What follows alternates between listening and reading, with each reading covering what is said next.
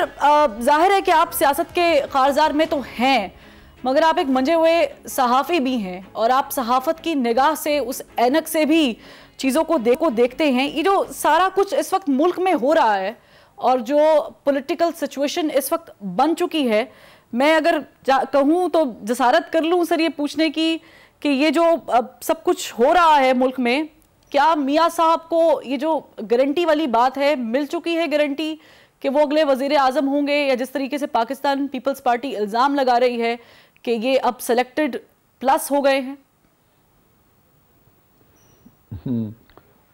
बहुत शुक्रिया फरवा। मामला ये है कि जब किसी को गारंटी मिल जाती है और ज़मानत मिल जाती है तो वो फिर गांव-गांव फिरता नहीं है, एफर्ट नहीं करता, लोगों को अपने साथ मिलाने की कोशिश नहीं करता, सियासी तगोदो की कोशिश नहीं करता। वो तो हाथ पांव तोड़ के घर बैठ जाता है आराम से कि जी हमारा काम तो हो गया है, अब हमें गली गली, घर घर, कूचे कूचे, गांव गांव, सूबे सूबे जाने की कोई ज़रूरत नहीं है। मुस्लिम लीग नून आपने देखा है कि इन इलेक्शंस के हवाले से फरवा सबसे ज़्यादा लेबर कर रही है, सबसे ज़्यादा मेहनत कर रही है। उसने मियाँ साहब के आते ही बहुत बड़ा एक जलसा किया, उसके कोई 4-6 दिन बाद ही उन्होंने अपनी एक मुशावरती मीटिंग पार्टी की बुलाई। उसमें उन्होंने सबसे पहले कौमी असम्बली की और सूबाई असम्बली की एप्लीकेशंस तलब की, इलेक्शन सेल बनाया, मंशूर कमेटी बनाई, दीगर जो अवामिल होते हैं इंतखाबात के हवाले से एक प्रोग्राम बनाया।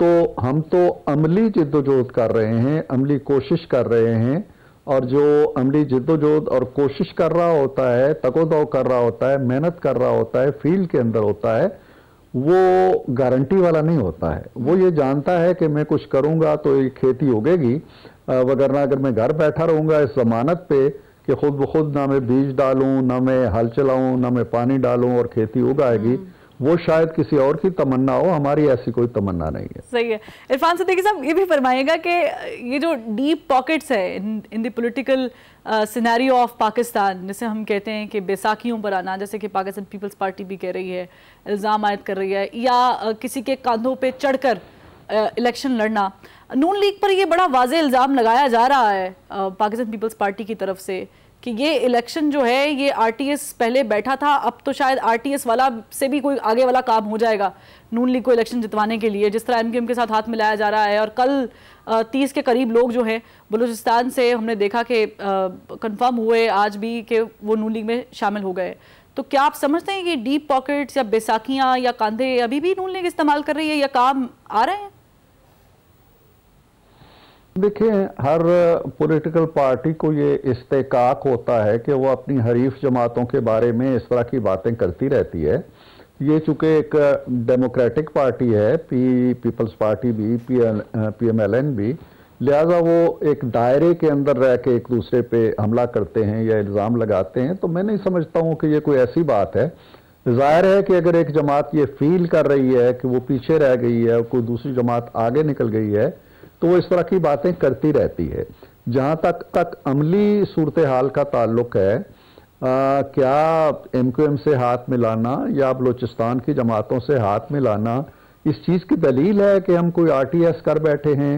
हमें अगर RTS पे यकीन होता तो हम तो, मैं पहले अर्ज कर चुका हूँ, हम तो खान साहब की तरह चुप करके बैठ जाते कि भाई RTS जाने, RTS वाले जाने, हमें तो नतायज चाहिए वो मिल जाएंगे। हम जो गली गली कूचे कूचे जा रहे हैं, हम कराची गए,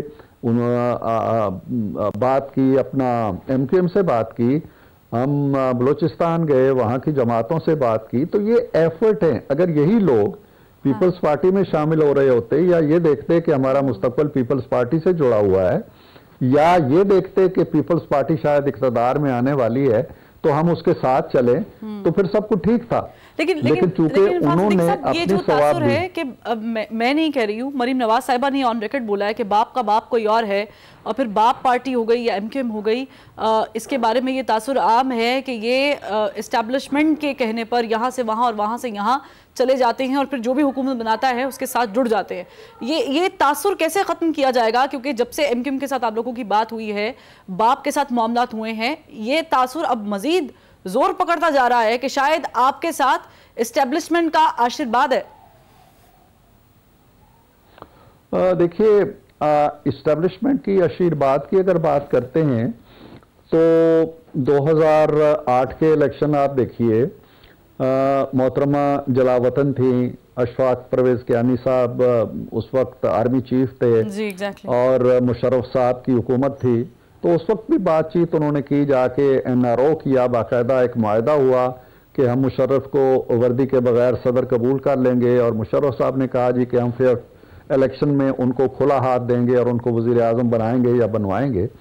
हमने तो नहीं कोई ऐसा मुआहदा किया किसी से। अगर कोई ऐसा है तो आप रिकॉर्ड पे लेके आइए। 2013 में हम जीते हैं तो कोई फ्री हैंड नहीं था हमें।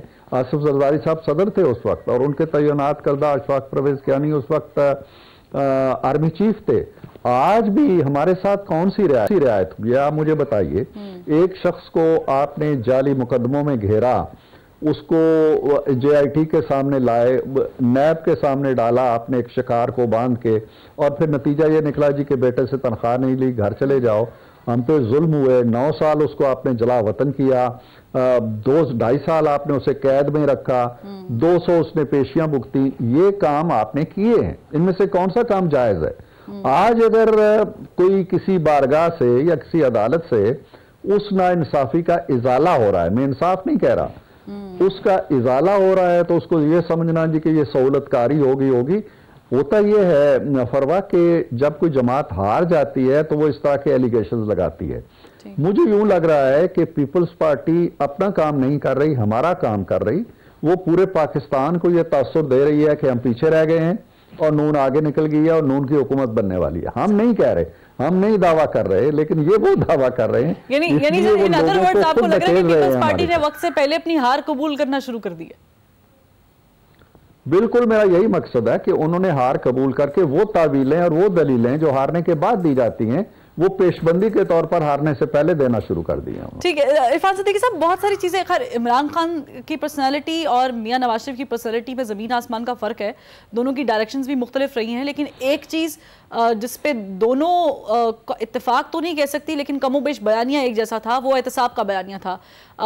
अब जो पाकिस्तान तहरीक इंसाफ के चेयरमैन का बयानिया है या अब से कुछ देर पहले गिरफ्तारी से पहले तक रहा है, वो भी हमारे सामने। मियां साहब का भी एक बयानिया रहा था कि मुझे क्यों निकाला वाला। फिर मियां साहब ने जब लंदन से फ्लाइट पकड़ी उससे पहले उन्होंने एक बयान दिया एहतसाब के बारे में, उसमें उन्होंने बाजवा साहब का जिक्र किया, फैज़ हमीद का जिक्र किया। फिर अचानक से उन्होंने कहा कि हमने ऐसी कोई बात नहीं करनी है, एहतसाब का मामला हम अल्लाह पे छोड़ते हैं, हम आएंगे, काम करेंगे और आवाम से काम की बिना पर वोट लेंगे। ये जो शिफ्ट हुआ एकदम से विद इन 2-3 डेज, मियां साहब ने एक बात कही, उसके बाद मियां साहब ने अपना बयानिया टोटली चेंज कर लिया, एहतसाब के बयानी से हट गए।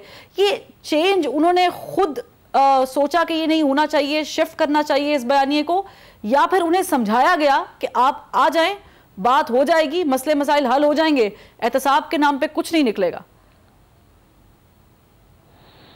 जी फरवा, आपने बहुत तफसील से सवाल किया है और अगर इतने सवाल के बराबर मुझे जवाब का वक्त दे दें। सर जरूर। मामला ये है कि नवाज शरीफ किसी बयानिए से पीछे नहीं हटे।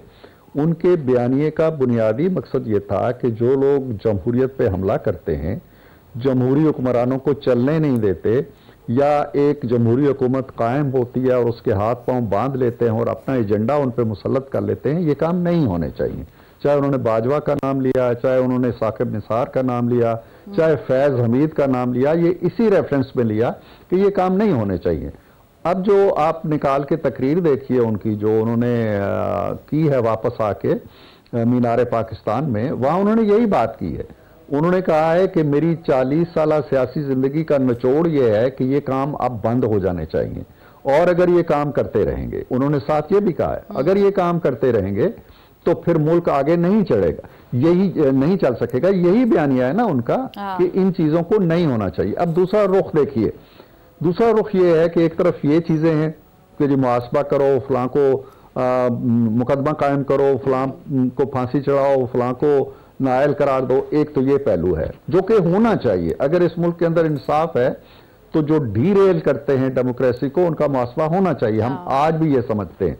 लेकिन दूसरा पहलू ये है कि मुल्क को आग लगी हुई है, गरीब के घर चूल्हा नहीं जल रहा है, उसे रोटी नहीं मिल रही है, मजदूर को मजदूरी नहीं मिल रही है, बिजली के बिल एक आफत बन के अवाम के ऊपर टूटे हुए हैं, मईशत गिर रही है, IMF नाज नखरे कर रहा है, सरमाकारी आ नहीं रही है, रुपया मजीद नीचे का नीचे ही होता चला जा रहा है। दीज आर द इश्यूज जो कॉमन आदमी को हिट करते हैं। आप चले जाएं जरा अपना कैमरा लेके, आप कैमरा लेके चले जाएं लोगों के पास कि जी तुम्हें फलां का एहतसाब चाहिए या रोटी चाहिए, तुम्हें फलां का एहतसाब चाहिए या अपना महंगाई का इजाला चाहिए, वो क्या कहेंगे आपको? वो यही कहेंगे। तो एक लीडर ये कह रहा है कि हम इन चीजों को एड्रेस करेंगे पहले, ये हमारी तरजीह अव्वल है।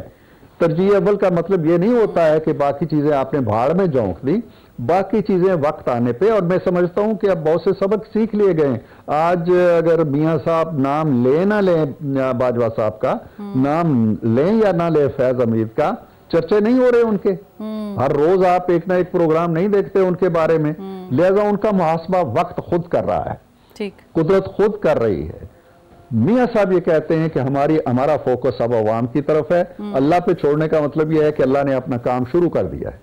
सही। इरफान सिद्दीकी साहब, मैं on a very lighter note ये पूछना चाहूंगी कि आपने एक कॉलम लिखा था, क्योंकि जाहिर है कि हम आपको पढ़ने वालों में शामिल हैं, और आपने एक नक्शा खींचा था कि किस तरह मियां साहब वापस आएंगे, उनको ज़मानत मिलेगी, और हम देख भी रहे हैं कि प्रोसीजर भी वैसे ही चल रहा है। लेकिन आपने उसमें जिक्र किया था कि मियां साहब मुल्क में वापस आने के बाद एक फ़्लाइट पकड़ेंगे। वो फ़्लाइट अभी तक पकड़ी क्यों नहीं है, या वो फ्लाइट अभी डिले हो गई? वो बात फरवा पुरानी हो गई। मैंने ये लिखा था कि फ्लाइट कैंसिल हो गई, और एक छोटी सी नहीं सुन ले ना, आप जरा तहम्मुल से सुन लें तो सारी बात क्लियर हो जाएगी। मैंने कहा था कि मियां साहब तशरीफ लाएंगे, लाहौर के जलसे से खिताब करेंगे, और इसका इम्कान है कि एक छोटी सी मजीद जो फ्लाइट है उसका पैबंद लग जाए। पैबंद का लफ्ज मैंने इस्तेमाल किया था। मेरा मकसद ये था कि लोगों को नहीं पता था कि वो इस्लामाबाद भी आएंगे और इस्लामाबाद में लैंड करेंगे, ये नहीं पता था किसी को। मेरा इशारा यह था कि वो सिर्फ लाहौर तक महदूद नहीं रहेंगे, लाहौर से एक छोटी सी परवाज इस्लामाबाद भी आ सकती है। तो ठीक है, आपने क्लियर कर दिया, ये ज्यादा इंपॉर्टेंट है, क्योंकि अभी भी लोगों के ज़हनों में तासुर था कि शायद मियां साहब ने इसके बाद भी कोई फ्लाइट पकड़नी है। अच्छा सर, बाय द वे, एक आखिरी सवाल का मैं जवाब आपसे चाहूंगी। हम सियासत में मुदाखलत नहीं करेंगे, ये हम सुन चुके, क्या वाकई सियासत में मुदाखलत नहीं की जाएगी या नहीं हो रही? हमारी आरजू यही है, कौम की आरजू यही है, और मेरा ख्याल है इदारा भी ये चाहता है कि हम जिस कदर सियासत से दूर रहें, उनकी इज्जत भी है, उनका वकार भी है, उनका एहतराम भी है। लेकिन ना फौज मुश्किलात में घिरी हुई रहती है, हमेशा घिरी रहती है, इसलिए कि उसे मुल्क का दिफा करना है, और हमारे मुल्क का दिफा कोई आसान काम नहीं है। आपको पता है कि हमारे पड़ोस में कैसा दुश्मन बैठा हुआ है, हमें दूसरी सरहद से भी मसाइल दरपेश रहते हैं, फिर दहशत गर्दी है। हर रोज आपका दिल भी दुखता होगा, मेरा दिल भी दुखता है, हमारे जवान शहीद हो रहे हैं, हमारे अफसर शहीद हो रहे हैं इस दहशत गर्दी की लहर में। तो जब फौज इस तरह की चीजों में उलझी हुई होती है, जो कि उसके पेशा वराना फराइज की जिम्मेदारी है, वो नहीं चाहेगी कि वो सियासत के अंदर दखील हो। उसने सियासत में दखील होने का सबसे खौफनाक तजर्बा कर लिया है, और सबसे खौफनाक नतायज उसके भुगत लिए हैं। मेरा ख्याल नहीं है कि अब वो इस मैदान की तरफ आना चाहेगी, और वो ना आए तो उसके लिए भी बहुत बेहतर है, मुल्क के लिए बहुत बेहतर है, जमहूरियत के लिए बहुत बेहतर है, और मेरी ज़ाती दानिश में उन्होंने ये सबक सीख लिया है। ठीक है इरफान सिद्दीकी साहब, बहुत शुक्रिया, आपने अपना कीमती वक्त निकाला। अब ये सबक सीखा है या नहीं, और हमारे सियासतदानों ने भी कोई सबक सीखा है नहीं, हमारी आवाम ने वोट देने के बारे में कुछ सोचा है, उससे मुतालिक कोई सबक सीखा है नहीं, ये भी आने वाला वक्त ही बताएगा। पहले एक ब्रेक लेते फिर वापस आते हैं।